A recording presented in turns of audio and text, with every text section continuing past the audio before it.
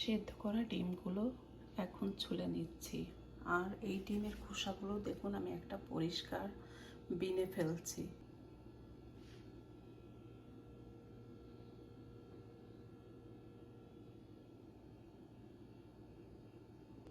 ডিমটা আমি নারকেলের দুধ দিয়ে রান্না করব, খুবই ভালো লাগে। হালকা করে চিড়ে নিয়েছি। এটাতে আমি অল্প লবণ আর অল্প হলুদ দিয়ে 5 মিনিট মাখিয়ে রাখবো।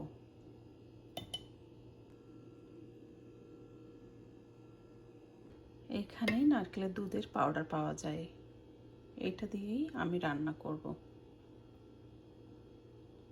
হলুদ লবণ মাখিয়ে রাখা ডিমটা সুন্দর করে ভেজে নেব। প্রথমে তেলটা একটু গরম হয়ে গেলে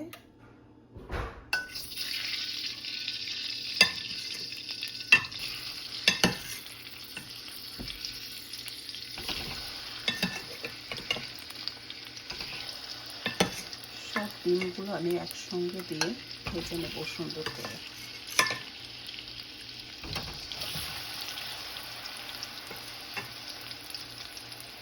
বেশি কড়া ভাজা দেব না, তাহলে ভালো লাগে না। হালকা করে ভেজে নেব।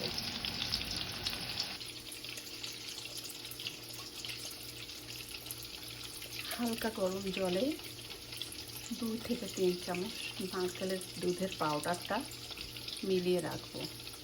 খুব সহজেই মিশে যায়।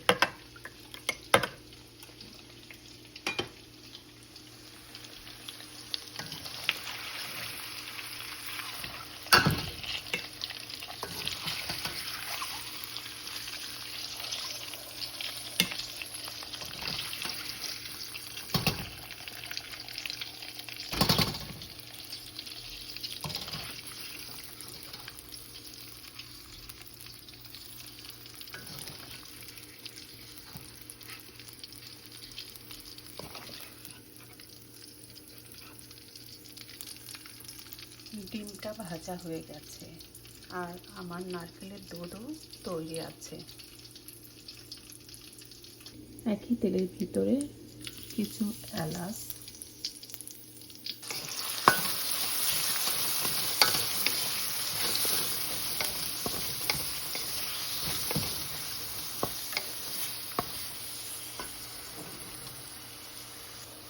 পেঁয়াজ কুচি দেওয়ার পরে কিছু সময় ভাজবার পরে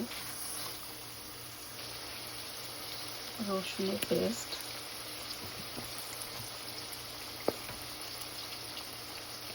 এক চামচ আদার পেস্ট দিয়ে দিলাম।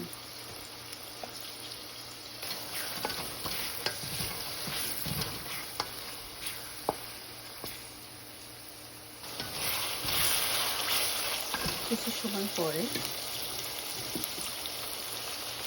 1 চামচ ধনিয়ার গুঁড়ি,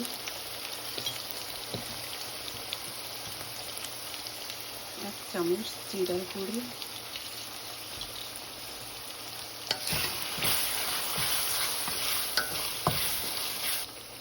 পরিমাণ মতো মরিচের গুঁড়ি,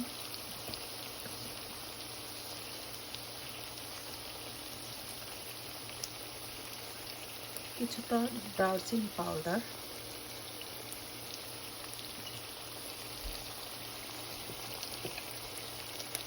পরিমাণ মতো লবণ,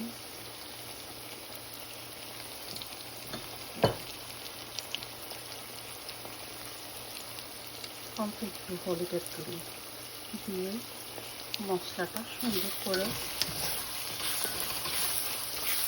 কষাতে হবে। খেয়াল রাখতে হবে মশলাটা যাতে পুড়ে না যায়।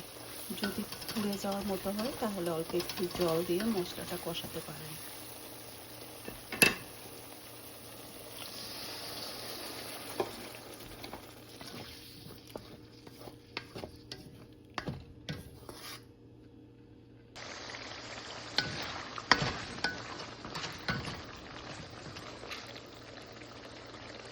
মশলাটা তেল ছেড়ে দিয়েছে, এখন আমি ভাজা ডিমটা দিয়ে দেব।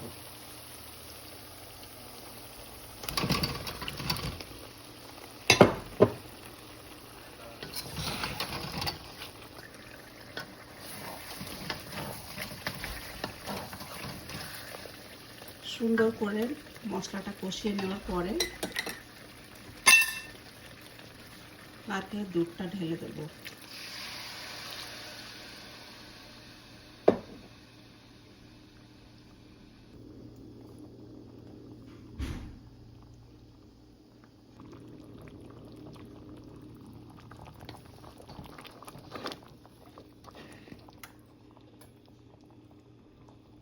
নারিকেলের দুধ দিয়ে ডিমের তরকারিটা রান্না হয়ে গেছে। আপনারা যদি চান রান্নার শেষে একটু জিরে ভেজে গুঁড়ি করে উপরে দিয়ে দিতে পারেন।